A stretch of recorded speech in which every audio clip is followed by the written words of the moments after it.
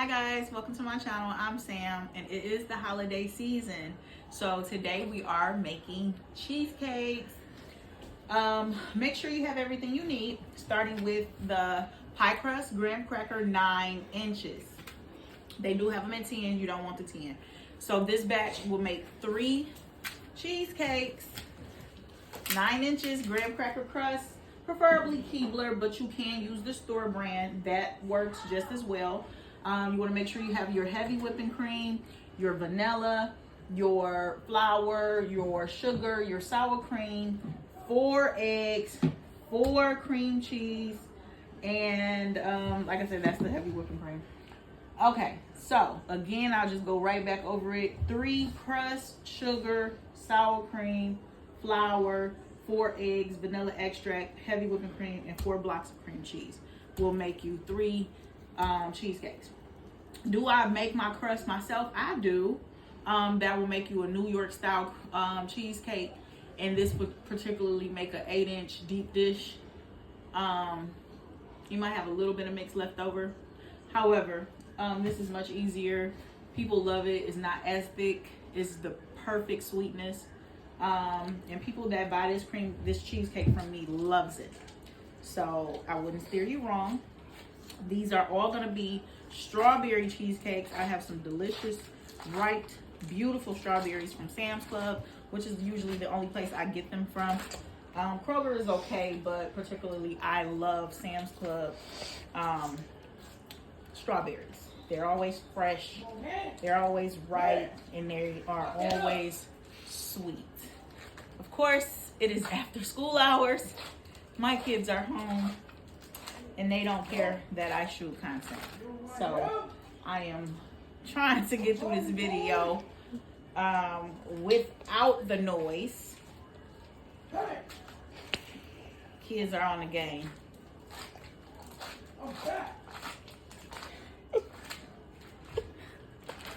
Please go tell him to shut up. Okay. So I have somebody telling him to be quiet because he is on this, whatever they play on that game. All right, so far we got our cream cheese in there. So I meant to tell you guys, what you want to do is you want to make sure that your cream cheese is room temperature. I have had this sitting out for more than an hour, but I buy the cream cheese from Sam's Club. It's 4 in a pack. If you let them sit in a box, they'll take a little longer, which mine seem to have done.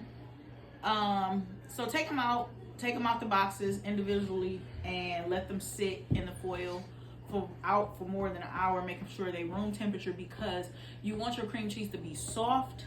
The colder it is, the more clumps you will have, and you don't necessarily want that. Also over there, I have a long foil pan. It don't have to be foil. It could be a half sheet pan or whatever you have. Just cover the bottom with water because you want to give these cheesecakes a water bath. They have to have a water bath when you're baking them. I bake mine on 350 for about 45 minutes to an hour, depending on how brown you would like them. But all cheesecakes need to have a water bath. And I have some in the oven right now. Hopefully I will be able to show you the difference of a water bath versus a non-water bath. The non-water bath will create cracks and darken around the edges faster, cracks in the middle. Water bath, perfect. So I would just always do the water bath. That's how I've always been doing it. Doesn't take much, but a little bit of water in a long pan. You could put 2 cheesecakes in there, and then generally I'll have a half pan and fit the third one in there and do that. So we're going to jump into this. I'm going to get my sugar.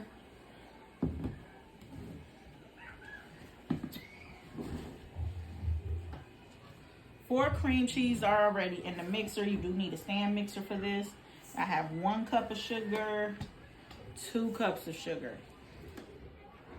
And we are going to do a half cup of heavy whipping cream. Pour that right on in there. That's a half cup, and I have 2 cups of sour cream. So this was one cup of sour cream, and then I'll do 1 more. So I'll just measure it to make sure you got the right amount in there. So this is 2.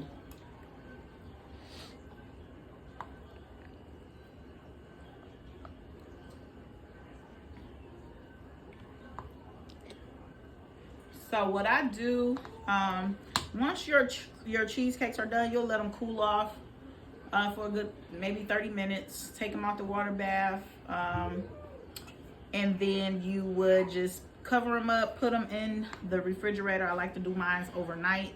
Tomorrow, I will cut my strawberries up, and then I'll show you what I use on my strawberries after I cut them up. Right now we're just gonna mix this, but there's that strawberry glaze that you find at the grocery store where the fruit is. I have it. I'll show you though. So you're gonna mix this up. It does splash a little bit, so you want to be careful with that. I don't have a guard for this particular plastic KitchenAid.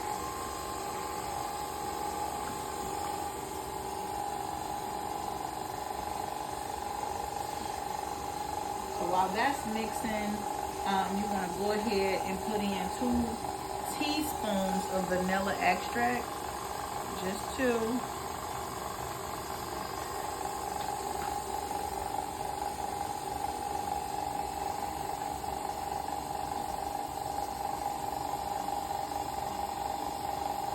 And I already have my eggs cracked in a bowl. I always crack all my eggs in a bowl no matter what I'm doing, what I'm mixing. I don't crack my eggs over any food, and I cannot stress that enough. So you want to make sure you always crack them in the bowl. So they are all ready. First, with that, I'm going to go ahead and do 5 tablespoons of flour. So I'm going to cut this off. It is still a little bit clumpy, but when you put the eggs in there, it smoothens out. So that was 1, that's 2, that's 3, that's 4, and that's 5.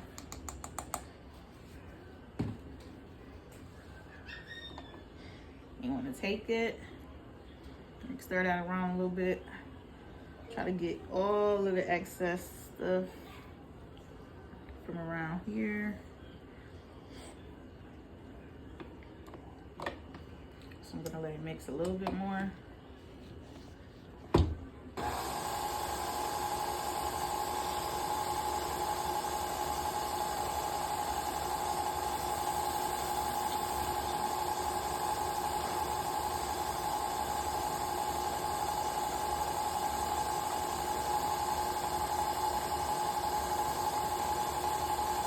The eggs are always last because you don't want to beat them for a long time. So while we're waiting on that to mix a little better, I'm going to go ahead and open our press up. And again, your oven should be on 350. You already have your water bath ready. I'm also going to show you how they are cooking in the oven because like I said, I already have some already cooking inside.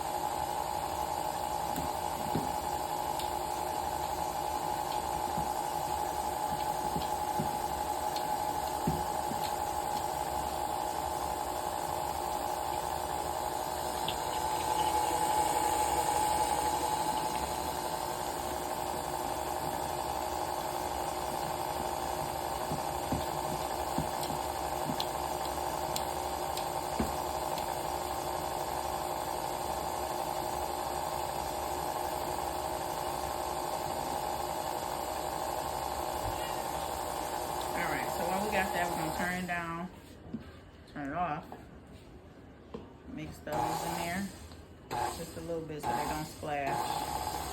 All right,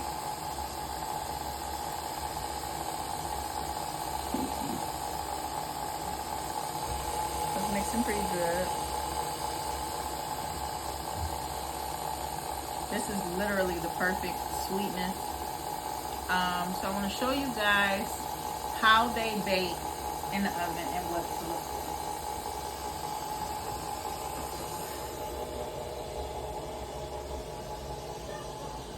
So this is the water bath. You see how settled they are? This one is a little poofy already. It's cooking a little faster. Water bath contains it, cooks it at the right pace. It doesn't brown it real fast. It's already starting to brown for the one without the water bath. It is still going to be really good. You're not going to be able to see a whole lot going on once you put the strawberries on it. But like I said, if you are a person that likes yours to look a certain type of way, then the water bath will be for you. If that's something that you just don't have access to at the moment, go ahead and put them in the oven. It's going to cook the same. It's going to taste, I mean, not cook the same, but taste the same. Look might be a little bit different. So I'm going to, while this is looking perfect, I'm going to just let it beat a little bit longer. I'm going to show you the glaze that I use for the strawberries really quick.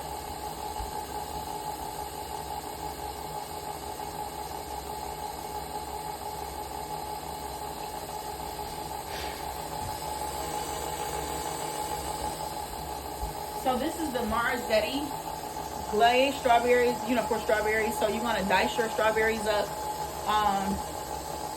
however you want to. You can slice them, you can dice them. Just put a little bit of this on there, maybe like half of a spatula.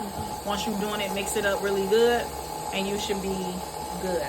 So I'm going to take this off, and then we are going to go ahead and put this in the pie shells. And we also have company. We have company. So I don't do a lot of content because my house is really never quiet, unfortunately. But I just wanted to make sure I got you guys this recipe just in time for the holidays. So you guys could go ahead and make some cream cheese. I know a lot of people are really last minute with Thanksgiving, considering financially how the year has been going.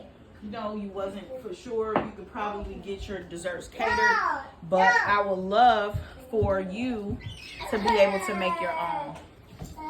I'm sorry. So I'm going to pour this in here. It is going to be a little bit left over. So go ahead and divide them. You don't want to overfill it. So it's okay if you have some left over. You might want to get those little mini pies, the little mini graham cracker crust, which is really cute. I don't use them often. I usually just go ahead and throw the mix away. But food is expensive. You really could just, like I said, use the mini pies. But that's how it's going to look when you pour them into your shells. So I have my water bath here, ready for the next batch. And then usually you can fit 2 in here, but this pan is a little bit shorter than that long one that you guys cook in. So I'm gonna try this one.